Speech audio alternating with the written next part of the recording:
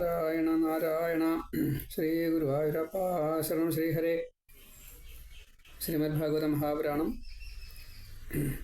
ദശമസ്കന്ധം ഉത്തരാർത്ഥം 52, 53, 54 അധ്യായങ്ങളിലായിട്ട് രുക്മിണി സ്വയംവരം പറയണു. മുചുകുന്ദൻ ഭഗവാനെ നമസ്കരിച്ച് പുറത്തിറങ്ങി നോക്കുമ്പോൾ ശരീരത്തിൻ്റെ വലിപ്പത്തിന് വലിയ വ്യത്യാസം. ചെറിയ ചെറിയ മനുഷ്യന്മാരെയാണ് കാണുന്നത്. ഇദ്ദേഹത്തിന് ഭയങ്കര വലിപ്പം. ഇപ്പം കലിയുഗം ആവാറായി എന്ന് മനസ്സിലായി.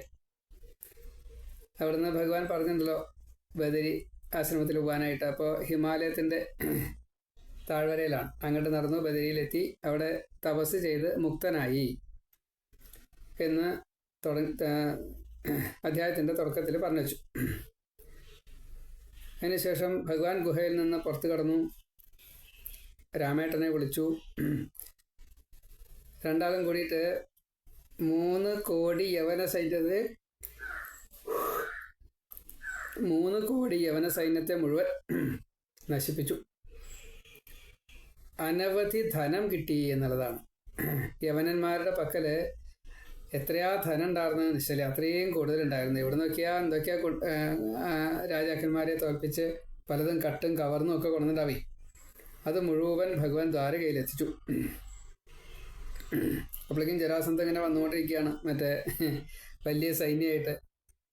ആ ജരാസന്ധൻ്റെ സൈന്യത്തെയും ഇതേപോലെ തന്നെ ഭഗവാൻ മുഴുവൻ നശിപ്പിച്ചു. ഭഗവാൻ പ്രവർഷണഗിരിയിൽ കയറിയിട്ട് യോഗശക്തി കൊണ്ട് ദ്വാരകയിൽ എത്തുകയാണല്ലോ ഉണ്ടായത്. ഈ ജരാസന്ധൻ ഇങ്ങനെ ഇവർ മരിച്ചു എന്ന് കരുതിയിട്ട് ജരാസന്ധനെ വരിച്ചില്ല കേട്ടോ. ജരാസന്ധൻ പോയി. കാരണം ജരാസന്ധൻ ഇപ്പോൾ ജയിച്ചിരിക്കുകയാണ്. ബ്രാഹ്മണരുടെ ആവശ്യപ്രകാരം ജരാസന്ധൻ ജയിച്ചിരിക്കുകയാണ്. ഇപ്പം ഈ ആനർത്ത രാജാവായിട്ടുള്ള ആനർത്തൻ്റെയാണ് ഈ ഭൂമി, കുശസ്ഥലി എന്നുള്ള ഭൂമി. അത് കകുദ്മി രേവതപുത്രൻ ആണ്. അദ്ദേഹത്തിൻ്റെ മകള് രേവതി. ആ രേവതിക്ക് കിട്ടിയതായിട്ടുള്ള ഈ സ്ത്രീധനം ആണ്. അത് ബ്രഹ്മലോകത്തിൻ്റെ വൈകുണ്ഠത്തുനിന്ന് ഒരു തരി മണ്ണിട്ടതാണ്. അതാണ് ഇത്രയും വലിയൊരു 9 ലക്ഷം കൊട്ടാരങ്ങളുള്ള, പിന്നെ അനവധി വീടും കാര്യങ്ങളൊക്കെ വേറെ ഉണ്ട്. അത് അതിനുശേഷം 100 യോജന വിസ്താരത്തിലുള്ള ആ ദ്വാരകയിലേക്ക് എല്ലാവരെയും അവിടേക്കാക്കി. അതിന് ശേഷമാണ് ബലരാമൻ വിവാഹം കഴിച്ചത്. അങ്ങനെ വിവാഹം കഴിച്ചു. രാമൻ അവിടെ കൂടുന്നു. ആ സമയത്താണ് കൃഷ്ണൻ്റെ വിവാഹാലോചന വരുന്നത്. കൃഷ്ണൻ്റെ ആലോചന ഉണ്ടായത് എങ്ങനെയാ വെച്ചാൽ, ശിശുപാലാദികളെ തോൽപ്പിച്ച് രാക്ഷസവിധി പ്രകാരം രുക്മിണിയെ വേളി കഴിച്ചു. ഇങ്ങനെ പറയാണ്ടായത്. അപ്പോൾ ആ വിവാഹം ഒന്ന് വിസ്തരിച്ച് പറയണമെന്ന് പറഞ്ഞു. വിവാഹത്തെക്കുറിച്ച് 8 തരത്തിൽപ്പെട്ടതായിട്ടുള്ള വിവാഹമുണ്ട് എന്നാണ്. ബ്രാഹ്മം, ദൈവം, ആർഷം, പ്രാജാപത്യം, ഗാന്ധർവം. അതേപോലെ ഇത്രയും 5 തരത്തിൽപ്പെട്ടതായിട്ടുള്ള വിവാഹങ്ങൾക്ക് സ്വതേ വിധിയുണ്ട്, കുഴപ്പമില്ല. ആസുരം, രാക്ഷസം, പൈശാചം, ഇങ്ങനെ 3 തരത്തിലുള്ള വിവാഹം പാടില്ലാത്ത. അപ്പോൾ ചെയ്യാവുന്നത് 5, ചെയ്യാൻ പാടില്ലാത്തത് 3, അങ്ങനെ 8. അതിൽ രാക്ഷസ വിവാഹം സ്വതേ ചെയ്യാൻ പാടില്ലാത്തതാണ്. പക്ഷെ അവിടെ ഒരു എക്സ്ക്യൂസ് ഉള്ളത്, കന്യകയും ഈ വരനെ ആവശ്യപ്പെടുന്നു. കന്യക വരനെ ആവശ്യപ്പെടുകയാണെങ്കിൽ രാജാക്കന്മാരെ തോൽപ്പിച്ചിട്ട് വിവാഹം നടത്തണോണ്ട് വിരോധമില്ല. അപ്പോൾ ഭഗവാന്റെ രാക്ഷസ വിധി പ്രകാരമുള്ള വിവാഹം അത് ശ്ലാഘനീയാണ്. അതിന് തെറ്റ് ഇല്ല എന്ന് സാരം. അതാണ്. അപ്പോൾ ആ വിവാഹം ഒന്ന് വിസ്തരിച്ച് പറയണമെന്ന് പറയാണ്. അപ്പോൾ ശ്രീശുഖ പരമർഷി വിവാഹത്തെക്കുറിച്ച് പറയാൻ നിൽക്കണു. കുണ്ടിനപുരം, അത് ഭീഷ്മകൻ എന്നാണ് അദ്ദേഹത്തിൻ്റെ പേര്. വിദർഭ രാജ്യത്ത് ഭീഷ്മകനാണ് ഭരിക്കുന്നത്. അദ്ദേഹത്തിന് 5 ആൺകുട്ടികളും 1 പെൺകുട്ടി. രുക്മി, കൃഷ്ണദ്വിട്ട് ആയിട്ടുള്ള രുക്മി, അദ്ദേഹത്തിൻ്റെ അനുജന്മാർ രുക്മരഥൻ, രുക്മബാഹു, രുക്മകേശൻ, രുക്മമാലി. രഥം സ്വർണം കൊണ്ട്, കൈകൾ സ്വർണം കൊണ്ട്, തലമുടി സ്വർണം കൊണ്ട്, മേല് മുഴുവൻ സ്വർണം, അത്രയും മാലകളൊക്കെ ചാർത്തിക്കൊണ്ട്, ഇങ്ങനെ ഒക്കെ സ്വർണത്തോട് വല്ലാത്ത കമ്പം. അതേപോലെ തന്നെ ഈ രുക്മിണി എന്ന തങ്കമണിക്ക് സ്വഭാവ ഗുണം കൊണ്ട് അത് തനി തങ്ക. കാരണം ലക്ഷ്മി ദേവി തന്നെയാണ് ഈ രുക്മിണിയായിട്ട് വന്നത്. അതുകൊണ്ടാണ് ഇപ്പോൾ രുക്മി, രുക്മരഥൻ, രുക്മബാഹു, രുക്മകേശൻ, രുക്മമാലി, രുക്മിണി, ഇങ്ങനെ 5 സഹോദരന്മാരും ഒരു സഹോദരി. ഇപ്പോൾ നാരദൻ ഇടയ്ക്കിടയ്ക്ക് വരും ഇവിടെ. ദ്വാരകയിൽ നിന്ന് ചിലപ്പോൾ നേരിട്ട് അങ്ങടാ പോവുക. അപ്പോൾ കൃഷ്ണൻ്റെ കഥകളൊക്കെ പറഞ്ഞ് രുക്മിണിക്ക് വളരെ താല്പര്യം കൃഷ്ണനോട്. അങ്ങനെ കേട്ട് കേട്ട് രുക്മിണി മനസ്സുകൊണ്ട് കൃഷ്ണനെ വിവാഹം കഴിച്ചു. മനസ്സുകൊണ്ട് വിവാഹം കഴിച്ചു എന്നുള്ളത് പിന്നെ അതിന് മാറ്റമൊന്നുമില്ല, അതേ നടക്കാവൂ. അങ്ങനെയാണ്. കൃഷ്ണനും ഈ രുക്മിണിയെ പറ്റി കേട്ടിട്ട് ധാരാളം താല്പര്യത്തിലാണ് നിൽക്കുന്നത്. അപ്പം അങ്ങനെ 10 വയസ്സ് കഴിഞ്ഞാൽ വിവാഹം എന്നാണ് കണക്ക്. അപ്പോൾ ആ നിലയ്ക്ക് രുക്മിണിക്ക് 10 വയസ്സായപ്പോൾ ഭീഷ്മകന് രുക്മിണിയെ കൃഷ്ണന് കൊടുക്കണമെന്നാണ് മോഹം. രുക്മിണിയുടെ അമ്മയ്ക്കും അതെ. പക്ഷെ ഈ രുക്മി കുറച്ചൊരു ചീത്ത സ്വഭാവക്കാരനാണ്. കൂട്ടുകാരൻ എന്നൊക്കെ പറഞ്ഞു കഴിഞ്ഞാൽ ശിശുപാലൻ, ദന്തവക്ത്രൻ, മഹാപ്രബലന്മാരായിട്ട് ഈ ദുര്യോധനൻ, ശകുനി, കർണൻ, ഇവരൊക്കെയാണ് കൂട്ടുകാരൻ. ജരാസന്ധനൊക്കെ കൂട്ടുകാരാണ്. അപ്പോൾ ശിശുപാലന് കൊടുക്കാം എന്നാണ് രുക്മി നിശ്ചയിച്ചത്. കാരണം സൗന്ദര്യത്തിൻ്റെ കാര്യത്തിൽ, ധനത്തിൻ്റെ കാര്യത്തിൽ, രാജകീയ പ്രൗഢി, ഒരു ചെറിയ ചക്രവർത്തി പദമൊക്കെ ഉണ്ട് ഈ ശിശുപാലന്. അപ്പോൾ അതുകൊണ്ട് ശിശുപാലന് കൊടുക്കാം. ചേതി രാജാവാണ്. വസുദേവ സഹോദരിയായിട്ടുള്ള ശ്രുതദേവയുടെയും ദമഘോഷൻ്റെയും പുത്രനാണ് ശിശുപാലൻ. അപ്പോൾ രുക്മിണി ഇത് അറിഞ്ഞതോട് കൂടിയിട്ട് വല്ലാത്ത വിഷമായി. അനവധി ദേവാരാധി കാര്യങ്ങളൊക്കെ ചെയ്യുന്നുണ്ട് കൃഷ്ണനെ ഭർത്താവായിട്ട് കിട്ടാനായിട്ട്. അവിടെ ശിവൻ്റെ അമ്പലമുണ്ട്. ശിവൻ്റെ അമ്പലത്തിൽ പോയിട്ട് എന്നും പ്രാർത്ഥിക്കും. അതേപോലെ വീട്ടിലിരുന്നാലും പ്രാർത്ഥിക്കും. നമസ്തേ ത്വാംബികേ ഭീക്ഷ്ണസ്വ സന്താനയുതാം ശിവാം ഭൂയാത്പതിർമേ ഭഗവാൻ കൃഷ്ണസ്തനുമോദതാം. വേറെ ഒന്നുമില്ല, കൃഷ്ണനെ ഭർത്താവായിട്ട് കിട്ടണം. അതിന് വേണ്ടിയിട്ട് മഹാദേവൻ എന്നെ അനുഗ്രഹിക്കണം, ഉമാദേവി എന്നെ അനുഗ്രഹിക്കണം, സുബ്രഹ്മണ്യനും ഗണപതിയും എന്നെ അനുഗ്രഹിക്കണം. ഇതന്നെയാണ് പ്രാർത്ഥന. അപ്പോൾ അതിന് ഒത്താശ ചെയ്യാനായിട്ട് ബ്രാഹ്മണ സ്ത്രീകളെ തുടങ്ങിയിട്ടുള്ള ഓരോരുത്തരും ഉണ്ട്. രുക്മിണി ഈ വിവരം പറഞ്ഞിട്ട് വളരെയധികം ദുഃഖിച്ചിരിക്കുന്ന സമയത്ത് ഒരു ബ്രാഹ്മണൻ അവിടെ വരികയാണ്. എന്താ അങ്ങനെ ദുഃഖിച്ചിരിക്കണ രുക്മിണി എന്ന് ചോദിച്ചു. അപ്പോൾ അങ്ങക്ക് എല്ലാം അറിയാം, എന്നാലും പറഞ്ഞാലല്ലേ അങ്ങ് ചെയ്തു തരുള്ളൂ, അതുകൊണ്ട് പറയുകയാണ് എന്നെല്ലാം പറഞ്ഞ് ഒരു സന്ദേശം കൊടുക്കാൻ പറ്റുമോ ദ്വാരകയിലേക്ക് പോയിട്ട് കൃഷ്ണന് എന്ന് ചോദിച്ചു. ആയിക്കോട്ടെ, പറഞ്ഞോളൂ, എന്താ വേണ്ടത്.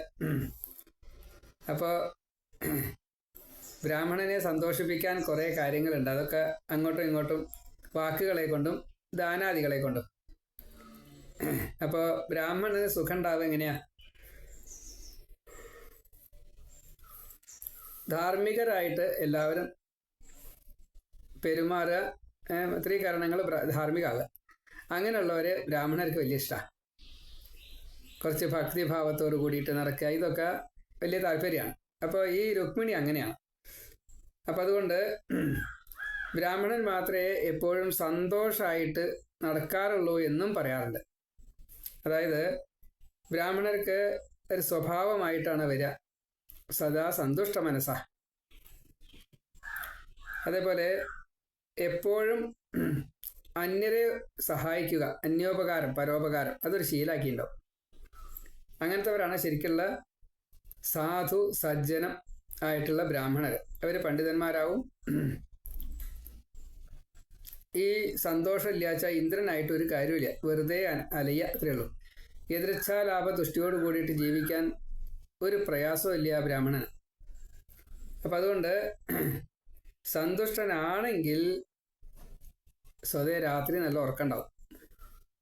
അങ്ങനെയൊക്കെ പറഞ്ഞപ്പോൾ നമ്മൾ തമ്മിൽ അത്ര ശരിയാവുമെന്ന് ശരിയാ. എനിക്ക് സന്തോഷങ്ങളൊക്കെ ഉണ്ടാവും, കുഴപ്പമൊന്നുമില്ല. പക്ഷേ എനിക്ക് രാത്രി ഉറക്കമില്ല. അപ്പോൾ അത് ശരിയല്ലല്ലോ അല്ലേ? ഈ ഭാഗവത്തിൽ പറഞ്ഞ തെറ്റ് അങ്ങനെ വേണ്ടിയില്ല. അപ്പോൾ അതല്ല, സ്വതേ നിയമം അങ്ങനെയാണ്. സന്തോഷിച്ചിരിക്കുന്ന ശരീരവും സന്തോഷിച്ചിരിക്കുന്ന മനസ്സും ആണെങ്കിൽ സാധാരണ ഉറക്കം ഉണ്ടാവും. അപ്പോൾ ഒന്നുകിൽ മനസ്സ് സന്തോഷം ഉണ്ടാവില്ല, അല്ലെങ്കിൽ ശരീരം സന്തോഷം ഉണ്ടാവില്ല. പിന്നെ ഇത് തമ്മിൽ ബന്ധമുണ്ട്. അപ്പോൾ അതുകൊണ്ടും അങ്ങനെ സംഭവിക്കാം. ഏതായാലും എതിരച്ചാലാഭ ദൃഷ്ടിയുള്ള ആൾ സുഖമായിട്ട് അഹംബോധം ഇല്ലാതെ കണ്ട്, അതായത് ശരീരബോധം ഇല്ലാതെ കണ്ട് ശരീരത്തിൻ്റെതായിട്ടുള്ള ആവശ്യങ്ങളൊക്കെ നിറവേറ്റുകയും ചെയ്യും. അതിലൊന്നാണ് ഈ ഉറക്കം. ആഹാര നീഹാര നിദ്ര വിഹാരങ്ങളാണ്. അത് സ്വതേ സന്തോഷമുള്ളയാൾക്ക് മാത്രമേ കിട്ടുള്ളൂ, സ്വസ്ഥതയുള്ള ആൾക്ക് മാത്രമേ കിട്ടുള്ളൂ. അങ്ങനത്തെവർക്കേ സ്വാതന്ത്ര്യം ഉണ്ടാവുള്ളൂ. അപ്പം അത് ശരീര മനസ്സ് എപ്പോഴും സ്വസ്ഥമാവണം. അങ്ങനെയുള്ള ആളാണല്ലോ അങ്ങ് എന്ന് പറഞ്ഞ് ഈ ബ്രാഹ്മണനെ നമസ്കരിച്ചു രുക്മിണി. ബ്രാഹ്മണൻ എന്തിനാ വന്ന എന്നും ബ്രാഹ്മണൻ ഇവിടെ വന്നപ്പോൾ രുക്മിണിക്ക് എന്താ ആവശ്യമെന്നും അങ്ങോട്ടും ഇങ്ങോട്ടും ചോദിച്ചു. ബ്രാഹ്മണൻ പറഞ്ഞു, എൻ്റെ ധർമാചരണം രാജധർമ്മം ഒക്കെ ശരിയായിട്ട് നടക്കുന്നുണ്ട്. ഞാൻ വിദർഭയിൽ ഇവിടെ വന്നത് രുക്മിണിയെ കാണാനും രുക്മിണിക്ക് എന്താ ചെയ്തു തരേണ്ടത് വെച്ചാൽ അത് ചെയ്തു തരാനും ആണ് എന്നെല്ലാം പറഞ്ഞു. അപ്പോഴാണ് രുക്മിണി പറഞ്ഞത്, എനിക്ക് ഇങ്ങനെ ഒരു വിഷമമുണ്ട്, കല്യാണം നിശ്ചയിച്ചിരിക്കുന്നു, മറ്റന്നാളാണ്, അതുകൊണ്ട് ഒന്ന് ദ്വാരകയിലേക്ക് പോയിട്ട് ഞാൻ കൃഷ്ണനെ മനസ്സാ വരിച്ചിരിക്കുന്നു എന്നുള്ള സന്ദേശം അവിടെ കൊടുക്കുകയാണ് വേണ്ടത് എന്ന് പറഞ്ഞു. അപ്പോൾ എന്തൊക്കെയാ പറയേണ്ടത് എന്ന് ചോദിച്ചു. അത് എഴുതി തരണം എന്ന് പ്രാർത്ഥിക്കുകയും ചെയ്തു. അതാണ്. അപ്പോൾ എഴുതി കൊടുത്തു. എഴുതി കൊടുത്ത ആ സന്ദേശം കൊണ്ട് ദ്വാരകയിലേക്ക് എത്തി ബ്രാഹ്മണൻ. ഒക്കെ വേഗം നടന്നിറക്കണം.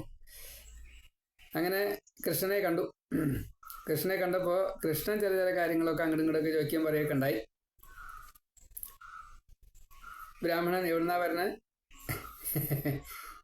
അങ്ങയുടെ രാജ്യത്തെ കാര്യങ്ങളൊക്കെ സുഖമായിട്ട് നടക്കണില്ലേ? ഒക്കെ നടക്കുന്നുണ്ട്. ഇവിടെ അതിനൊന്നും പറയാൻ ക്ഷമയില്ല. ബ്രാഹ്മണൻ പറഞ്ഞു, കൃഷ്ണ, ഇനിയിപ്പോൾ കൃഷ്ണ എന്നാണ് സംബോധന. ഭഗവാൻ നിലനിൽക്കാച്ചാൽ അങ്ങനെയാവാം, രാജാവ് നിലനിൽക്കാച്ചാൽ കുറച്ചധികം വേണം. എന്തായാലും ഇവിടെ ഒന്നും വിഷയമില്ല. ബ്രാഹ്മണൻ്റെ വരവ് കാത്തിരിക്കുകയാണ് കൃഷ്ണൻ. അപ്പോൾ ബാക്കി കാര്യങ്ങളൊക്കെ അതിൻ്റെ രീതിയിൽ നടന്നോളും, പ്രോട്ടോക്കോളൊന്നും പഴക്കില്ല. ഈ ധർമ്മം ശരിക്ക് വിദർഭയിൽ നടക്കുന്നുണ്ട്. ഞാനും സ്വതേ ഇപ്പോൾ സുഖത്തിലാണ് ഇരിക്കുന്നത്. പക്ഷേ എൻ്റെ രാജ്യത്തെ ഒരു രാജകുമാരിക്ക് വളരെ ദുഃഖമുണ്ട്, അതൊന്ന് തീർത്തു തരണം. രാജകുമാരി ഒരു സന്ദേശം തന്നിട്ടുണ്ട്. ഭീഷ്മകൻ്റെ പുത്രി രുക്മിണി വിവാഹപ്രായം എത്തി നിൽക്കുകയാണ്. സഹോദരൻ രുക്മി ശിശുപാലന് കൊടുക്കാൻ വേണ്ടിയിട്ട് തയ്യാറായിട്ട് നിൽക്കുകയാണ്. രുക്മിണിക്ക് അത് സമ്മതമില്ല. അപ്പോൾ ആ വിഷയമാണ് അതിൽ എഴുതിയിരിക്കുന്നത് എന്ന് പറഞ്ഞ് കത്ത് കൊടുത്തു. അപ്പോൾ ബ്രാഹ്മണനെ പൂജിക്കലും മറ്റു കാര്യങ്ങളൊക്കെ വിസ്തരിച്ച് ചെയ്തപ്പോൾ തന്നെ ഇത് നീട്ടിക്കൊണ്ടുപോയാൽ പറ്റില്ല വിചാരിച്ചിട്ട് വേഗം ആ കാര്യമാണ് നടത്തുകയുണ്ടായത്. ഈ ബ്രാഹ്മണൻ കൃഷ്ണനോട് കാര്യം പറഞ്ഞിട്ട്. അപ്പോൾ വായിക്കൂ എന്നായി. കൃഷ്ണൻ പറഞ്ഞു, എനിക്ക് അത്ര ശരിയാവില്ല, അങ്ങ് വായിച്ചോളൂ. ശരി, എന്നാൽ ഞാൻ വായിക്കാം. കാരണം ഇവിടെ ധൃതി ഉണ്ട്, അതുകൊണ്ടാ. ഭുവനസുന്ദര ശ്രുത്വ ഗുണാൻ ഭുവനസുന്ദര, അങ്ങനെയാണ് തുടക്കം തന്നെ. എന്താ ആവശ്യിച്ചാൽ വേറെ ഒന്നും ഉണ്ടായിട്ടല്ല. അങ്ങ് എല്ലാ ആധിയും തീർത്ത് പുരുഷാർത്ഥങ്ങളെയൊക്കെ കൊടുക്കുന്നതായിട്ടുള്ള ഈശ്വരഭാവത്തിലാണ്, നാശരഹിതനാണ്. അങ്ങനെയുള്ള ആ ഭഗവാനായിട്ടുള്ള പരിപൂർണതമനായിട്ടുള്ള ഈ ശ്രീകൃഷ്ണനിൽ അങ്ങയിൽ ഞാൻ അനുരക്തയാണ്. മനസ്സാ അങ്ങയെ ഞാൻ വിവാഹം കഴിച്ചിറക്കണം. ആദ്യത്തെ പാഠം തന്നെ പറഞ്ഞു. എന്താ കാരണം? രൂപം, സൗന്ദര്യം, ഗുണം, ലീല ഒക്കെ ആകർഷകമാണ്. അതുകൊണ്ട് ഞാനും അതിൽ പെട്ടു. മുക്തിദായകനായിട്ടുള്ള പുരുഷോത്തമനായിട്ടുള്ള പുരുഷാർത്ഥങ്ങൾ തരുന്നതായിട്ടുള്ള ഭഗവാനെ അങ്ങയ്ക്ക് തുല്യനായിട്ട് ഇവിടെ ആരുമില്ല. വിദ്യയായാലും താരുണ്യായാലും സമ്പത്തായാലും അങ്ങയുടെ അടുത്തെത്താൻ ഈ പ്രപഞ്ചത്തിൽ ആരുമില്ല. ഞാൻ എൻ്റേതായിട്ടുള്ളൊരു ആഗ്രഹത്തെ കൊണ്ട് അങ്ങയെ വരിക്കാൻ വേണ്ടിയിട്ട് ആഗ്രഹിക്കണം, മനസ്സാ വരിച്ചിരിക്കണം, അത്രയേ ഉള്ളൂ. സച്ചിദാനന്ദ സ്വരൂപനായിട്ടുള്ള അങ്ങയ്ക്ക് എൻ്റെ ആവശ്യം ഉണ്ടോ എന്ന് ചോദിച്ചാൽ എനിക്ക് ഇഷ്ടമില്ല. പക്ഷേ എനിക്ക് അങ്ങയെ വേണം. ഞാൻ അങ്ങയെ പതിയാക്കാൻ ആഗ്രഹിക്കണം. ഞാൻ എൻ്റെയും അങ്ങേക്ക് സമർപ്പിച്ചിരിക്കുന്നു. അതുകൊണ്ട് എന്നെ ഇനി ഉപേക്ഷിക്കരുത്. ദയ കാണിക്കണം. സിംഹത്തിൻ്റെ ആഹാരം കുറുക്കൻ കൊണ്ടുപോവുക, അങ്ങനെ ഒന്നും സംഭവിക്കരുത്. അങ്ങയ്ക്ക് ഭാര്യമാർ അനവധി കിട്ടും, പക്ഷേ എനിക്ക് ഭർത്താവായിട്ട് അങ്ങ് മാത്രമേ ഉള്ളൂ. ഭഗവാനെ സംബന്ധിച്ച് എത്ര ഭാര്യമാരുണ്ടായാലും അത് രുക്മിണിക്ക് വിഷയമല്ല. പക്ഷേ രുക്മിണിക്ക് ഭർത്താവ് അത് ഭഗവാൻ മാത്രമേ ഉള്ളൂ. പരോപകാരം, വേദവിധി, ദാനം, വ്രതം, പൂജ, ഗുരുശുശ്രൂഷ, ബ്രാഹ്മണഭക്തി, ഇങ്ങനെ പലതും ഞാൻ അങ്ങയെ ഭർത്താവായിട്ട് കിട്ടാൻ വേണ്ടിയിട്ട് ചെയ്തിട്ടുണ്ട്. അതല്ലെങ്കിൽ ജീവന്റെ മുക്തിക്ക് വേണ്ടിയിട്ട് കിട്ടിയിട്ടുണ്ട്. ഭഗവാൻ എന്നെ അനുഗ്രഹിച്ചായിരിക്കാൻ പറ്റില്ല, ഒരു വാശി പോലെയാണ്. എന്നിൽ പ്രസാദം ഭഗവാൻ ഉണ്ട് എങ്കിൽ എനിക്ക് അങ്ങയെ ഭർത്താവായിട്ട് കിട്ടും. എന്നെ ശിശുപാലാദികൾ തുടരുത്. എൻ്റെ വിവാഹം മറ്റന്നാളാണ്. അങ്ങയെ ആർക്കും ജയിക്കാൻ സാധിക്കില്ല. അതുകൊണ്ട് ജരാസന്ധാദികളെ തോൽപ്പിച്ച് ശിശുപാലനെ തോൽപ്പിച്ച് രാക്ഷസ വിധി പ്രകാരം എന്നെ വിവാഹം കഴിക്കുക തന്നെ വേണം. ഞാൻ നാളെ അതിനാണ്. ആ സമയത്ത് അന്തഃപുരത്തിൽ ചെല്ലും, ശിവപാർവതിമാരെ തൊഴുത് കഴിഞ്ഞ് മടങ്ങണ വഴിക്ക് അവിടെ വന്നാൽ മതി. ബന്ധുക്കൾ മാത്രമേ ഉണ്ടാവുള്ളൂ, കുറച്ച് ബന്ധുക്കൾ. ഏട്ടന്മാരൊന്നും അവിടെ കാണില്ല, സൈന്യങ്ങൾ ഉണ്ടാവില്ല. എൻ്റെ കൂടെ ബ്രാഹ്മണ പത്നികൾ, അങ്ങനെ കുറച്ച് ആളുകളൊക്കെ ഉണ്ടാവുള്ളൂ. അപ്പോൾ എന്നെ അവിടുന്ന് അപഹരിക്കാൻ വളരെ എളുപ്പമാണ്. അങ്ങയുടെ പാദധൂളി പോലും മോക്ഷവസ്തുവാണ്. അതുകൊണ്ട് ഞാൻ അതിനെ മാത്രം ആഗ്രഹിക്കുന്നു. എന്നെ അങ്ങ് രക്ഷിച്ചില്ലെങ്കിൽ ഞാൻ വ്രതം നോറ്റ് ഈ ശരീരത്തെ ഉപേക്ഷിക്കും. അതിപ്പോൾ ഈ ജന്മമല്ല, ഇങ്ങനെ 100 ജന്മം വേണ്ടി വന്നാലും ഞാൻ അങ്ങയിലെത്തും. അത് യാതൊരു തർക്കമില്ല. അപ്പോൾ ഈ ജന്മം തന്നെ എന്നെ രക്ഷിക്കണം എന്ന് അപേക്ഷിച്ചു കൊണ്ടുള്ള ആ കത്ത് ഈ ബ്രാഹ്മണനാണ് വായിച്ചത്. അപ്പോൾ ബ്രാഹ്മണൻ കൃഷ്ണനെ സന്ദേശം കേൾപ്പിച്ചതിന് ശേഷം എന്നാൽ ഞാൻ പോവുക എന്ന് പറഞ്ഞു. അപ്പോൾ അങ്ങ് എവിടേക്കാ പോണ ചോദിച്ചു. ഇങ്ങോട്ട് വന്ന പോലെയല്ല, അങ്ങോട്ട് അത്ര വേഗം എത്തില്ല, നമുക്ക് ഒരുമിച്ച് പോവാം. സന്ദേശം കേട്ടപ്പോൾ ഭഗവാൻ പറയുകയാണ്, എനിക്ക് ഉറക്കമില്ലാണ്ടായിട്ട് കുറേ കാലമായി. ഞാൻ രുക്മിണിയെ തന്നെ സ്വപ്നം കണ്ടുകൊണ്ടാണ് നടക്കണം. അപ്പം അതുകൊണ്ട് നമുക്ക് ഒരുമിച്ച് പോവാം. ദാരുകനെ വിളിച്ചു, തേരാളി. ശൈബ്യം, സുഗ്രീവം, മേഘപുഷ്പം, വലാഹകം, ഇങ്ങനെ 4 കുതിരകൾ, പ്രത്യേക കുതിരകളാണ്. ആ കുതിരയ്ക്ക് ഒരു ചെവി കറുപ്പ്, പിന്നെ ക്ഷീണിക്കില്ല. അങ്ങനെ അനവധി മേന്മകളുണ്ട് ആ കുതിരകൾക്ക്. മനോവേഗത്തിൽ സഞ്ചരിക്കും. തേരിൽ ഒറ്റ രാത്രി കൊണ്ട് കുണ്ടിനത്തിലെത്താൻ സാധിക്കും. ഭീഷ്മകൻ്റെ രാജ്യത്തിലെത്താൻ, വിദർഭയിലെത്താൻ സാധിക്കും. അപ്പം അതുകൊണ്ട് നമുക്ക് വേഗം പോവാം. അങ്ങ് തേരിൽ കയറിക്കോളും. അങ്ങനെ തേരിൽ കയറി വിദർഭ രാജ്യത്ത് ശിശുപാല രുക്മിണി വിവാഹത്തിനുള്ള ഒരുക്കങ്ങൾ ശിശുപാലനും കൂട്ടരും ചെയ്തുകൊണ്ടിരിക്കുകയാണ്.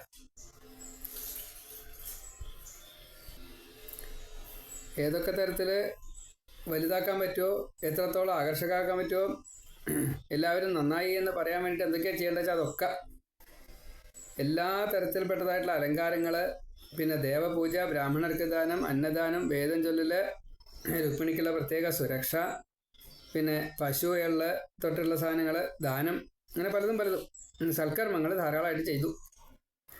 ഇതേപോലെ തന്നെ ചേതിരാജ്യത്ത് ദമഘോഷണ ശിശുപാലന് വേണ്ടിയിട്ട് സൽക്കർമ്മങ്ങൾ ധാരാളം ചെയ്തുകൊണ്ടേയിരിക്കുകയാണ്. ആ സമയത്താണ് വിദർഭയിൽ ഇവരെ എത്താൻ വേണ്ടിയിട്ട് യാത്രയായത്. അപ്പോൾ ബലരാമൻ അവിടെ ഉണ്ടായിരുന്നില്ല. അവിടുന്ന് യാത്ര പോരുമ്പോൾ ബലരാമൻ വന്ന് നോക്കിയപ്പോഴാണ് കൃഷ്ണനെ കാണാല്ലേ. എവിടെ കൃഷ്ണൻ ചോദിച്ചു. അപ്പോൾ കൃഷ്ണൻ ഇങ്ങനെ ഒരാൾ വന്നു, ഒരു ബ്രാഹ്മണൻ വന്നായിരുന്നു, എന്തൊക്കെയോ അങ്ങോട്ടും ഇങ്ങോട്ടും പറയണ കേട്ടു. ദാരുകനെയും കൂട്ടി അതിവേഗം പോയിട്ടുണ്ട് എന്ന് പറഞ്ഞു. എവിടേക്കാ പോയി എന്ന് പറഞ്ഞിട്ടില്ല എന്നും പറഞ്ഞു. അപ്പോൾ നല്ലോണം മനനം ചെയ്തു, കണ്ണടച്ചു ബലരാമൻ. അപ്പോഴാണ് കുണ്ടിനത്തിലെത്താറായില്ലോ, ഇതെന്താ അത്? അപ്പോൾ രുക്മിണിയെ വിവാഹം കഴിക്കാൻ എന്നോട് പറഞ്ഞാൽ പോരെ, ഞാൻ ചെയ്തു തരില്ലേ?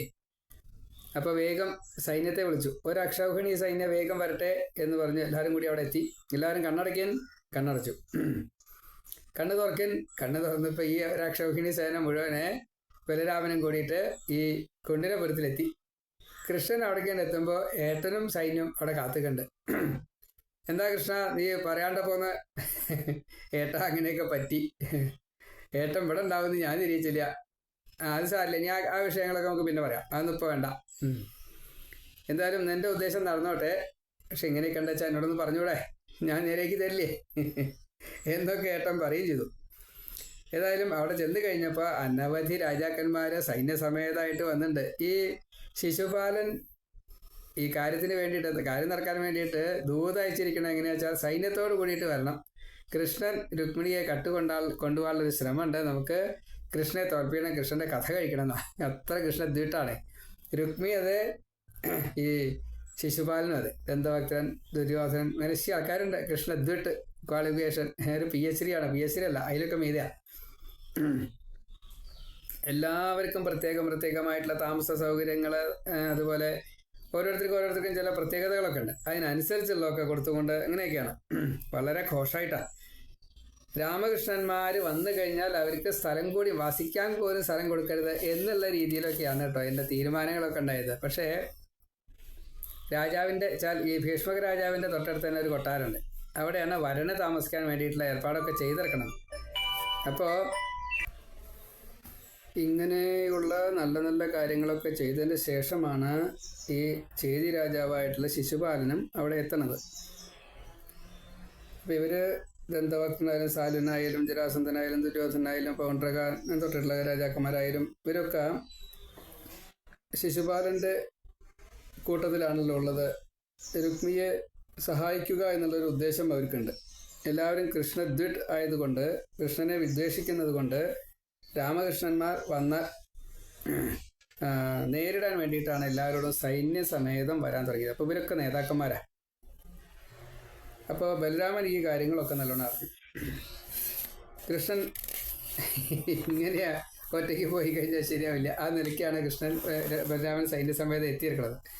അപ്പോൾ ഈ കൃഷ്ണൻ വന്നു എന്നുള്ള വിവരം ഈ രാജാവ് പറഞ്ഞു.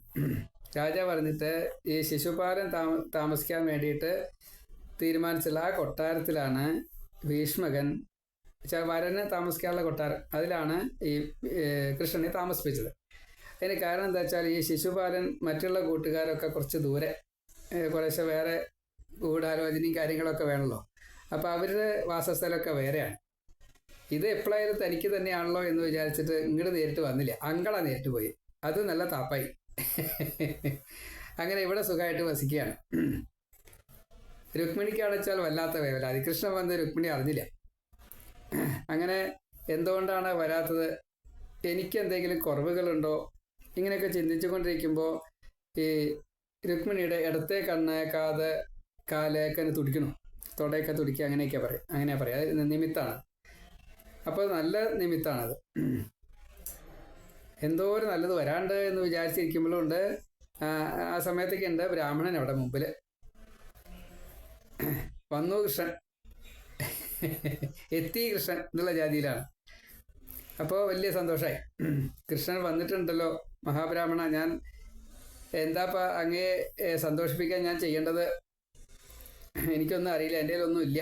ആകെ പരിഭ്രമിച്ച് രുക്മിണി ബ്രാഹ്മണനെ ഒന്ന് പ്രദക്ഷിണം വെച്ചു. എന്നിട്ട് നമസ്കരിച്ചു. ബ്രാഹ്മണനായി കൊണ്ട് നമസ്കാരം. പ്രിയം അന്യൻ നാമസ എന്നാണ് പ്രത്യേകം പറഞ്ഞിട്ടുള്ളത്. എനിക്ക് വേറെ യാതൊന്നും അങ്ങേക്ക് തരാനായിട്ട് എൻ്റെ കയ്യിലില്ല. കാരണം ഇതിൻ്റെ മൂല്യം എത്രയാണെന്ന് പറയാൻ പറ്റില്ല. അതുകൊണ്ടാണ്. ഇതിൻ്റെ മൂല്യം പറയാൻ പറ്റിച്ചാലല്ലേ അത് തന്നിട്ട് സമാധാനിപ്പിക്കാനോ സന്തോഷിപ്പിക്കാനോ പറ്റുള്ളൂ. കൃഷ്ണനെയാണ് ഇവിടെ തരുന്നതേ. അപ്പം അതുകൊണ്ട് ഞാൻ ഇതാ എന്നെ തന്നെ തരുന്നു. ആരെ തരുന്നു? ലക്ഷ്മിയെ തരുന്നു എന്നാണ്. ഈ ബ്രാഹ്മണന് എന്തെങ്കിലും വേണോ? ബ്രാഹ്മണൻ അതൊന്നും വേണ്ടേ. ഏതായാലും വിവാഹം കാണാനായിട്ടാണ് രാമനും കൃഷ്ണനും എത്തിയത് എന്ന് എല്ലാവരും പറയപ്പെട്ടു. അതാ രസം. ഇവർക്കൊക്കെ ശങ്കണ്ട്, ഇല്ലാതെ പറയല്ല. എങ്കിലും അതാണ് ഈ രുക്മി തൊട്ടുള്ള ആൾക്കാരുടെ ചെവിയിലെത്തിയത്. വിവാഹം കാണാൻ വേണ്ടിയിട്ട് രാമനും കൃഷ്ണനും വന്നിട്ടുണ്ട്. ഭീഷ്മക രാജാവും അതേ വിചാരിച്ചുള്ളൂ. രുക്മിണി ഇങ്ങനെ സന്ദേശം കൊടുത്തയച്ചതോ ബ്രാഹ്മണൻ പോയിട്ട് വന്നതോ ഇതൊന്നും ആരും അറിഞ്ഞില്ല. അത് രഹസ്യമാണ്. അങ്ങനെയാണ് വരൻ്റെ കൊട്ടാരത്തിൽ താമസിപ്പിക്കുകയൊക്കെ ചെയ്തത്. കൃഷ്ണനോടുള്ള ബഹുമാനം കൊണ്ടാണ്, വരനെ എന്നുള്ള നിലയ്ക്കല്ല. അപ്പോൾ കൃഷ്ണൻ വന്നിട്ടുണ്ടെന്ന് ജനങ്ങൾ അറിഞ്ഞു കഴിഞ്ഞപ്പോൾ കൃഷ്ണനെ കാണാൻ വേണ്ടിയിട്ട് ഓടി വന്നു. എല്ലാവരും കൃഷ്ണനെ കണ്ടോര് രുക്മിണിയെ കണ്ടിട്ട് നല്ല പരിചയമുണ്ട് അവർക്ക്. രുക്മിണി തനി തങ്ക, അപ്പോൾ ഇത് വജ്രമാണ് അല്ലെങ്കിൽ രത്നമാണ്. അപ്പം രത്നവും സ്വർണവും കൂടിയിട്ടല്ലേ ചേരേണ്ടത്. അതുകൊണ്ട് ഇവർ ചെയ്തതായിട്ടുള്ള എന്തെങ്കിലും പുണ്യം ബാക്കിയുണ്ടെന്ന് കൂട്ടുക, അത് മുഴുവൻ രുക്മിണി കൃഷ്ണ കല്യാണം നടക്കാൻ വേണ്ടിയിട്ട് ഞങ്ങൾ ഇതാ തരണു എന്നും പറഞ്ഞുകൊണ്ട് അവരെല്ലാവരും മഹാദേവൻ്റെ മുമ്പിലും ഭഗവാൻ വിഷ്ണുവിൻ്റെ മുമ്പിലും അമ്മയുടെ മുമ്പിലും ഒക്കെ നമസ്കരിച്ചുകൊണ്ടും സമർപ്പിച്ചുകൊണ്ടും അവർ രുക്മിണി കൃഷ്ണ കല്യാണം നടക്കാൻ വേണ്ടിയിട്ട് ധൃതി കൂട്ടുക. ശിശുപാലൻ ഇങ്ങോട്ട് വരണേൻ്റെ മുന്നേ കല്യാണം കഴിക്കുക. ശിശുപാലൻ വന്നിട്ടുണ്ട്, അത് ഇവർക്കറിയില്ല. അപ്പോൾ രുക്മിണി വളരെ സന്തോഷത്തോട് കൂടിയിട്ട് കൃഷ്ണൻ വന്നല്ലോ, ഇപ്പോൾ കാര്യങ്ങളൊക്കെ മനസ്സിലായി, അതിനുകൊണ്ട് ദിവസമായി. അപ്പോൾ നല്ലോണം കുളിച്ച് സുന്ദരിയായിട്ട് ചില അലങ്കാരാദി കാര്യങ്ങളൊക്കെ ഉണ്ട്. അതൊക്കെ കഴിഞ്ഞ് താലി പൂജയ്ക്കുള്ള ഏർപ്പാടായിട്ട് അഷ്ടമംഗല്യുണ്ട്, മറ്റേ താമ്പൂലുണ്ട്, ഫലമുണ്ട്, വിളക്കുണ്ട്, പിന്നെ തോഴിമാരുണ്ട്, ബ്രാഹ്മണ കന്യകമാരുണ്ട്, ഈ ബ്രാഹ്മണ സ്ത്രീകളുണ്ട്. അങ്ങനെ ആടി പാടി വാദ്യഘോഷം, മറ്റേ കൊട്ട് പാട്ട് നാമജപം എന്തൊക്കെയാണെന്ന് വെച്ചാൽ അതൊക്കെ എല്ലാവരും കൂടിയിട്ട് ഈ വിപ്രപത്നിമാരാണ് ശിവപാർവതിയുടെ അമ്പലത്തിലേക്ക് രുക്മിണിയെ വധുവിനെ കൊണ്ടുപോകുന്നത്. കന്യക, വധു, പത്നി, ഇങ്ങനെ 3 ഭാവമാണ്. അപ്പോൾ അതിൽ കന്യകാഭാവം കഴിഞ്ഞു വധു എന്നുള്ളൊരവസ്ഥയിലെത്തി. രുക്മിണി ആ സമയത്തൊക്കെ മൗനവ്രതത്തിലാണ്. അങ്ങനെയൊക്കെയാണ് നിയമം, ഒന്നും പറയാൻ പാടില്ല. അങ്ങനെ അമ്പലത്തിലെ വിശേഷ പൂജാകാര്യങ്ങളൊക്കെ അതിഗംഭീരമായിട്ടുള്ള വഴിപാടുകൾ, അത്യധികമായിട്ടുള്ള വഴിപാടുകൾ, പിന്നെ ഓരോരുത്തർക്ക് ദാനാദി കാര്യങ്ങളൊക്കെ, അതൊക്കെ എന്തായാലും ഒരു ചിട്ടയുണ്ട്. ആ ചിട്ടയ്ക്കനുസരിച്ചും അതിനേക്കാൾ കൂടുതലൊക്കെ ആയിട്ട് ധാരാളമായിട്ട് ചെയ്തു. അങ്ങനെ ശിവനെ, പാർവതിയെ, ഗണപതിയെ, സുബ്രഹ്മണ്യനെ ഒക്കെ നന്നായിട്ട് തൊഴുമ്പോൾ ഇതാണ് മന്ത്രം. എന്താ? നമസ്തേ ത്വാംബികേ ഭീക്ഷണ സന്താനയുതാം ശിവാം ഭൂയാത് പതിർമേ ഭഗവാൻ കൃഷ്ണസ്തനുമോദതാം. കൃഷ്ണൻ ഭർത്താവായിട്ട് വരാൻ മഹാദേവനും പാർവതിയും ഗണേശനും സുബ്രഹ്മണ്യനും ഒക്കെ എന്നെ സഹായിക്കണേ. ഇങ്ങനെ മേശാന്തിക്ക് ദക്ഷിണ, മറ്റ് ബ്രാഹ്മണർക്ക് ദക്ഷിണ, കാലിയഴിച്ചൂട്ട്, വിശേഷാൽ പൂജകൾ ഒക്കെ ചെയ്ത് അതിൻ്റെയൊക്കെ പ്രസാദങ്ങളൊക്കെ വാങ്ങി അങ്ങനെ രുക്മിണിയുടെ തൊഴിലൊക്കെ കഴിഞ്ഞു. തൊഴിലൊക്കെ കഴിഞ്ഞ് പ്രദക്ഷിണൊക്കെ വെച്ച് നമസ്കരിച്ച് പുറത്തേക്ക് വന്നു. പുറത്തേക്ക് വന്നപ്പോൾ രാജാക്കന്മാർ ഈ 2 പുറത്തും നിറഞ്ഞിങ്ങനെ നിൽക്കുക. രുക്മിണി തൊഴാൻ പോയിട്ടുണ്ട്. അപ്പോൾ രുക്മിണി ഒന്ന് കാണച്ചാൽ ഇപ്പം മാത്രമേ അവസരമുള്ളൂ, കൊട്ടാരത്തിൻ്റെ അകത്തേക്ക് പോയാൽ പിന്നെ കാണാൻ പറ്റില്ല. അപ്പം അതുകൊണ്ട് രുക്മിണി വരുന്നുണ്ട് എന്ന് കണക്കാക്കിക്കൊണ്ട് ഇവരെല്ലാവരും രുക്മിണിയെ കാത്തിങ്ങനെ കാത്തു നിൽക്കുകയാണ്. 2 വഴിവക്കിൽ ഇങ്ങനെ നിൽക്കുക. കുതിരപ്പുറത്തുണ്ട്, ആനപ്പുറത്തുണ്ട്, തേരിലുണ്ട്, പിന്നെ മതിലിൻ്റെ മുകളിൽ, എങ്ങനെയൊക്കെ വെച്ചാൽ അങ്ങനെയൊക്കെ ഉണ്ടാവും. പല സ്ഥലങ്ങളുണ്ട്. മാളികയുടെ മുകളിലുണ്ടാവും, മറ്റേ ഗോപുരങ്ങളുടെ, അങ്ങനെ പലത്തിലുണ്ട്. ഈ മരത്തിൻ്റെ മുകളിലുണ്ടോ അത് പറഞ്ഞിട്ടില്ല. എന്തായാലും അവിടെയൊക്കെ കയറിയിരിക്കുന്നുണ്ട്. അപ്പോൾ ഈ സംഘം ഈ രാജാക്കന്മാരുടെ വലിയ സംഘമാണ്. അനവധി രാജാക്കന്മാരാണ്, വിവിധങ്ങളായിട്ടുള്ള രാജ്യങ്ങളിലെ രാജാക്കന്മാരാണ്. സൈന്യസമേതമാണ് വന്നിട്ടുണ്ട്. സൈന്യങ്ങളൊക്കെ അവിടെ നിർത്തിയിട്ടുണ്ട്. ഇവർ മാത്രമേ രുക്മിണിയെ കാണാനുള്ള ഒരു തിടുക്കം അതുകൊണ്ടാണ്. അപ്പോൾ അങ്ങോട്ട് നോക്കിയിട്ട് ഒന്നും കാണാനില്ല, ഈ രാജാക്കന്മാരെ മാത്രമേ കാണാനുള്ളൂ. രുക്മിണിക്ക് തന്നെ കുറച്ചൊരു വിഷമമായി. അപ്പോൾ രുക്മിണി വിചാരിച്ചു, എന്നാൽ അവരൊക്കെ എന്നെ ഒന്ന് കണ്ടോട്ടെ എന്ന് വിചാരിച്ച് ഈ മൂടുപടം ഉണ്ടല്ലോ, മൂടുപടം ഒരു ലേശം ഒന്നങ്ങോട്ട് നീക്കി. അപ്പോൾ തലമുടി ഇങ്ങനെ മുഖത്തേക്ക് വന്നിട്ടുണ്ട്. അപ്പോൾ ആ തലമുടി ഒന്നങ്ങോട്ട് നീക്കി.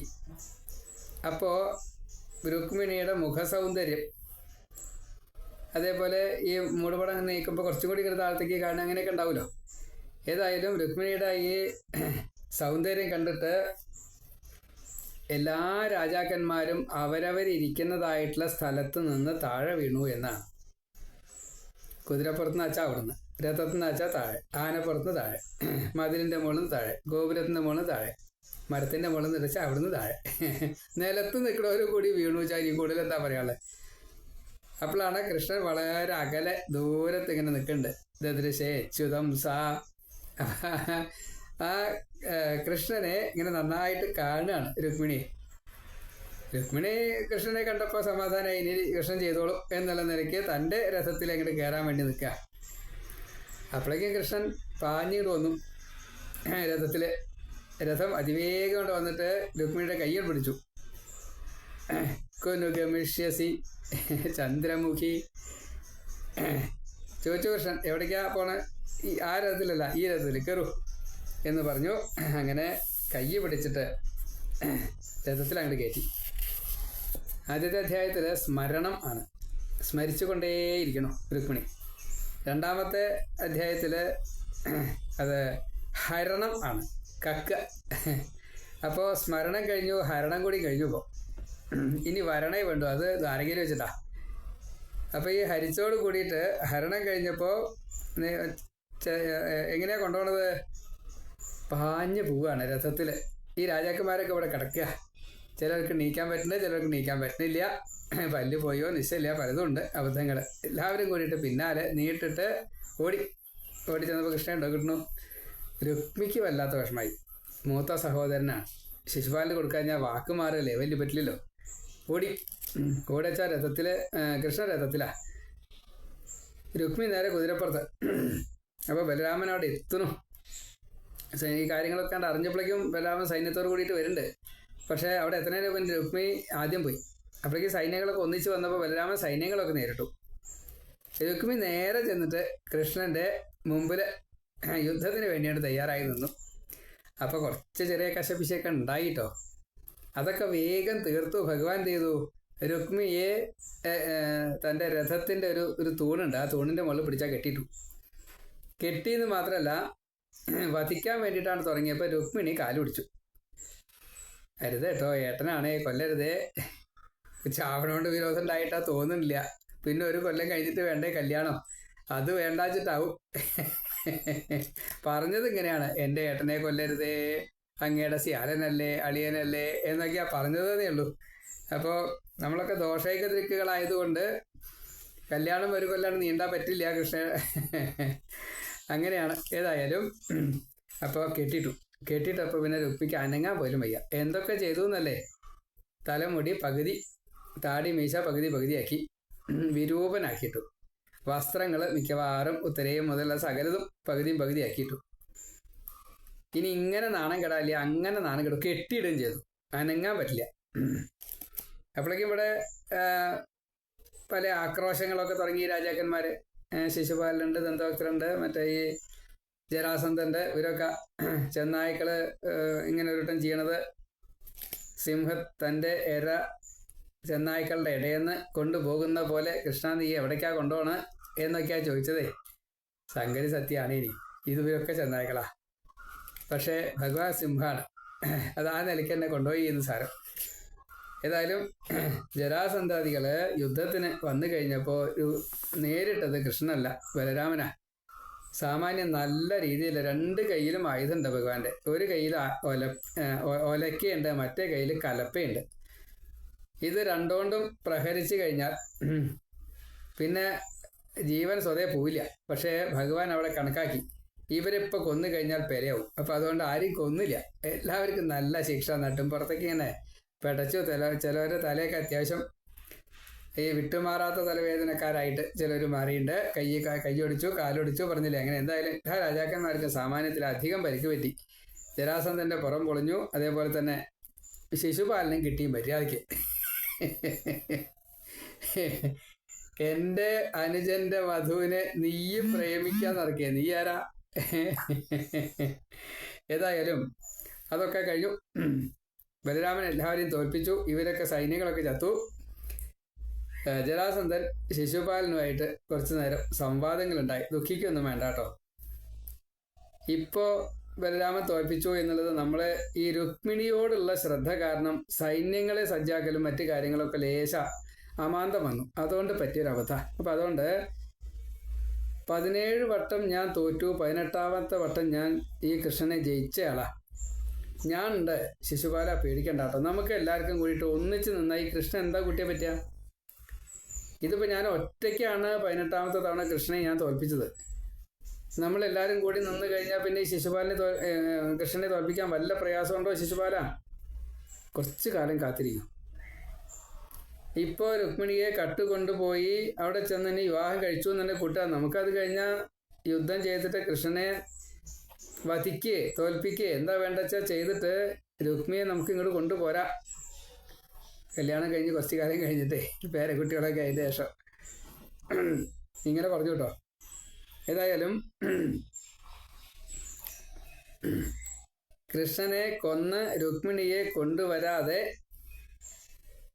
നമുക്കിനി വിശ്രമിക്കണ്ട. അങ്ങനെ ഓരോരുത്തരും അവരവരുടേതായിട്ടുള്ള ഭാഗങ്ങൾ ചെയ്യാൻ പറ്റുന്നതൊക്കെ ചെയ്തു.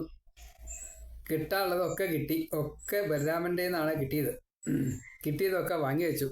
ഇപ്പം തൽക്കാലം ഇനി ആ പണിക്ക് പോകണ്ട എന്ന് നിശ്ചയിക്കുകയും ചെയ്തു. പക്ഷേ രുക്മി അങ്ങനെയല്ല. രുക്മി മൂത്ത കാരണവർ ഏട്ടൻ കൃഷ്ണൻ്റെ നിന്ന് ഈ തോൽവി സംഭവിച്ചു കഴിഞ്ഞപ്പോൾ ഉറപ്പിച്ചു. എന്താ ഉറപ്പിച്ചത്? സത്യം ചെയ്യാണ്ടായത്. ഈ കൃഷ്ണനെ തോൽപ്പിച്ചിട്ട് രുക്മിണിയെ എൻ്റെ ഗൃഹത്തിലേക്ക് കൊണ്ടുപോയിട്ട് ശിശുപാലന് കൊടുത്തല്ലാതെ കണ്ട് ഞാൻ ഇനി കുണ്ടിനപുരത്തിലേക്ക് പോവില്ല, കാലെടുത്ത് വയ്ക്കില്ല എന്ന് സത്യം ചെയ്തു. ആ സമയത്താണ് ഈ രാജാക്കന്മാരെ ഒക്കെ ജയിച്ചിട്ട് ബലരാമൻ അവിടെ എത്തണത്. ബലരാമൻ അവിടെ എത്തിയപ്പോഴേക്കും ഈ ശിശുപാലൻ രുക്മിയുടെ അവസ്ഥ വളരെ ദയനീയമാണ്. അപ്പോൾ രുക്മിനെ കുറേശ്ശെ കരയുന്നുണ്ട്, രുക്മിണി കുറേശ്ശെ ഇങ്ങനെ കരയുന്നുണ്ട്. രുക്മി തലയും കൂടിയും താത്തിയിട്ട് ഒന്നും പറ്റാത്തൊരവസ്ഥയിൽ നിൽക്കുന്നുണ്ട്. കൃഷ്ണൻ ഒന്നൊരു വിഷയമില്ല, ഒരു ആ രീതിയിൽ നെവർ മൈൻഡായിട്ട് നിൽക്കുന്നുണ്ട്, ഉദാസീനായിട്ട്. ഏതായാലും രുക്മിണിയുടെ കരച്ചിൽ ആദ്യം മാറ്റാമെന്ന് നിശ്ചയിച്ചു. ബലരാമൻ പറഞ്ഞു, രുക്മിണി എങ്ങനെ വിഷമിക്കണ്ട കേട്ടോ, നീരസം പാടില്ല, കർമ്മഫലം കൊണ്ടാണ് ഇങ്ങനെയൊക്കെ സംഭവിച്ചത്. അപ്പം അതുകൊണ്ട് ഈ ക്ഷത്രിയന്മാരായിട്ടുള്ള ഈ ധർമ്മം, ക്ഷത്രിയർക്ക് ചില ധർമ്മങ്ങളുണ്ട്, മണ്ണിന് വേണ്ടിയിട്ടും സ്ത്രീക്ക് വേണ്ടിയിട്ടും ഇങ്ങനെയൊക്കെ ചെയ്യാം. അതവർ അവരുടെ ധർമ്മം ചെയ്യും. കൃഷ്ണ അത്രേ ചെയ്തിട്ടുള്ളൂ. അതുകൊണ്ട് ദുഃഖിക്കൊന്നും വേണ്ട. കൃഷ്ണനോട് പറഞ്ഞു, എന്താ കൃഷ്ണ അങ്ങനെ തേജോവധം ചെയ്യണത്, അളിയനല്ലേ, അങ്ങനെ ചെയ്യാൻ പാടുമോ, രുക്മിണിക്ക് വിഷമാവില്ലേ? ക്ഷത്രിയന്മാർക്ക് ഇത് വിധിച്ചതാണെങ്കിലും കേട്ടോ, രുക്മിണി സാരില്ല കേട്ടോ. ഇനി രുക്മിണി ഒന്ന് ആലോചിച്ച് നോക്കൂ. രുക്മി കുറേ തെറ്റ് ചെയ്തിട്ടുണ്ട്. ഈ തെറ്റിനുള്ള ശിക്ഷ ഞങ്ങളല്ലാണ്ട് പിന്നെ ആരാ കൊടുക്കുക? അത് കൃഷ്ണൻ ചെയ്തു, അത്രയേ ഉള്ളൂ. ശത്രു മിത്രം ഉദാസീനത, ഇത് സത്യം പറഞ്ഞ ഒരു കള്ളത്തര, ഒരു മായ. അത് കാര്യമാക്കണ്ട. ആത്മാവ് ഒന്നേ ഉള്ളൂ. ശിക്ഷിച്ചു എന്നുള്ള തോന്നൽ പോലും വേണ്ട. ഈ ആത്മാവിനെ ഒന്നും ചെയ്തിട്ടില്ല, ഈ ദേഹത്തിനെ മാത്രമേ ശിക്ഷിച്ചുള്ളൂ. ദേഹമാണ് തെറ്റ് ചെയ്തതേ. അതുകൊണ്ട് ശരീരാഭിമാനം അങ്ങോട്ട് വിട്ടുകഴിഞ്ഞാൽ രുക്മിക്കും കുഴപ്പമില്ല, രുക്മിണിക്കും കുഴപ്പമില്ല. ഞങ്ങൾ ശിക്ഷിച്ചു എന്നുള്ള തോന്നലേ വേണ്ട. ഇതൊരു സ്വപ്നം പോലെയാണ്, കണക്കായിക്കോളും. ചന്ദ്രൻ്റെ കറുത്ത പക്ഷവും വെളുത്ത പക്ഷമൊക്കെ ഇല്ലേ, അതേപോലെയൊക്കെ ഭാഗ്യം ഇങ്ങനെ മാറി മാറി വരും. അത് സാരില്ല, ശ്രദ്ധിക്കണ്ട. രുക്മിക്ക് എല്ലാം നഷ്ടപ്പെട്ടിട്ട് ഇനി എന്ത് വേണം എന്ന് ആലോചിച്ചുകൊണ്ടിരിക്കുക. മാനം പോയി. അപ്പോൾ ഭഗവാൻ എന്നെ കുറച്ചൊരു വിഷമായി. രാമൻ അനിയനോട് പറഞ്ഞു, കൃഷ്ണ നമുക്ക് ഈ രുക്മിയെ അഴിച്ചു വിടുക, ശരിയല്ല എന്ന് പറഞ്ഞ് രുക്മിയെ അഴിച്ചു വിട്ടു. പോയിക്കോളൂ എവിടേക്കാച്ചാ, അങ്ങടൊന്നും പറയരുത് കേട്ടോ. ഏതായാലും ഈ രുക്മി ശപഥം ഒന്നും കൂടി ഉറപ്പിച്ചു. രുക്മിണിയെ കൃഷ്ണനിൽ നിന്നും വേർപ്പെടുത്തിയിട്ട് കൃഷ്ണനെ നിഗ്രഹിക്കുക, എന്താ വെച്ചാൽ അത് ചെയ്തതിൻ്റെ ശേഷം രുക്മിണിയെ കൊണ്ടല്ലാതെ കൊണ്ട് ഞാൻ ഇനി കുണ്ടിനപുരത്തിലേക്ക് പോവില്ല. അപ്പോൾ അവിടെ തൊട്ടടുത്തൊരു ഭോജകടം എന്നൊരു സ്ഥലമുണ്ട്. അവിടെ ഒരു ഗൃഹമൊക്കെ വെച്ച്, അവിടെ കാട്ടിലാണ്, അവിടെ താമസിച്ചു. പ്രത്യേകം സൈന്യസജ്ജ വലിയ കൊട്ടാരമൊക്കെ ആക്കി. പിന്നെ അത് കാരണം ഒന്നിനും ക്ഷാമല്ലേ. പർണശാലയൊക്കെ കെട്ടിയിട്ടാണ് തപസ് എന്നുള്ള നിലയ്ക്കാണ് തുടങ്ങിയത്. തപസ്സെന്നല്ല ഉണ്ടായത്. സൈന്യം സംഭരിക്കുക, രാജകീയമായിട്ടുള്ള ഏർപ്പാടുകൾ, കൊട്ടാരങ്ങൾ കെട്ടുക ഒക്കെ ധാരാളമായിട്ടുണ്ടായി. കൃഷ്ണൻ ഇങ്ങനെ ദ്വാരകയിലേക്കെത്ത് ഈ കൃഷ്ണനും രാമനും അതേപോലെ രുക്മിണിയും എല്ലാവരും കൂടിയിട്ട് ദ്വാരകയിലെത്തി. വേണ്ട വിധിപ്രകാരം വേദം എങ്ങനെയാണോ വിധിച്ചത് അതേപോലെ വിവാഹം കഴിക്കുകയും ചെയ്തു. എത്രത്തോളാണ് ദ്വാരകയെ അലങ്കരിക്കേണ്ടത് അത്രത്തോളം അലങ്കരിച്ചു. എത്രത്തോളം സമ്മാനാധികാരികൾ കൊടുക്കേണ്ടത് അത്രത്തോളം അത് ചെയ്തു. എല്ലാവരെയും ക്ഷണിച്ചു, എല്ലാവരും വന്നു.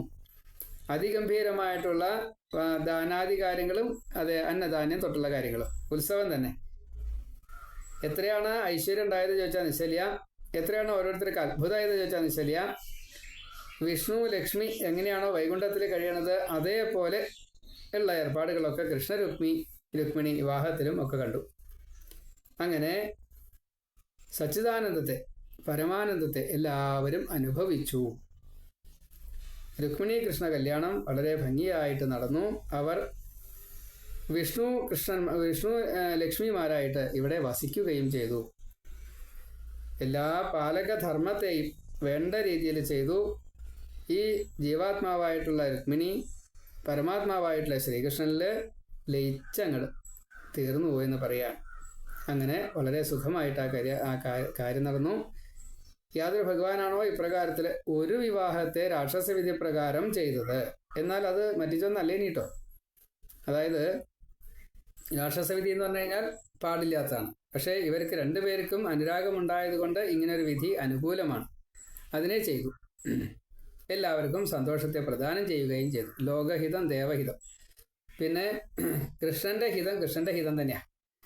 എന്നുവെച്ചാൽ അവനവനും ഹിതമാവണമെന്നാണ്. അവിടെ ഇപ്പോൾ അവനവൻ്റെ ഹിതം ഭഗവാന്റെ ഹിതമാണ്, ഭഗവതിയുടെയും ഹിതമാണ്. അപ്പോൾ പ്രകൃതിക്കും പുരുഷനും സന്തോഷത്തെ പ്രദാനം ചെയ്തു എന്ന് ഇങ്ങനെയുള്ള കഥകളെ പറഞ്ഞു. ഇനി കൃഷ്ണന് രുക്മിണിയിൽ പ്രദ്യുമ്നൻ ഉണ്ടാകുന്നതും അതിനുശേഷം മറ്റ് 16,108 അഷ്ടമഹേഷി ഉദ്വാസനം തൊട്ടുള്ള കാര്യങ്ങളൊക്കെ വിസ്തരിച്ച് നമുക്ക് അടുത്തതിൽ പറയാം. സർവത്ര ഗോവിന്ദ നാമസങ്കീർത്തനം. ഗോവിന്ദ ഗോവിന്ദ. ശ്രീ ലക്ഷ്മി നാരായണാഭ്യാം നമോ നമ. കൃഷ്ണ രുക്മിണീഭ്യാം നമോ നമ. നാരായണ നാരായണ നാരായണ.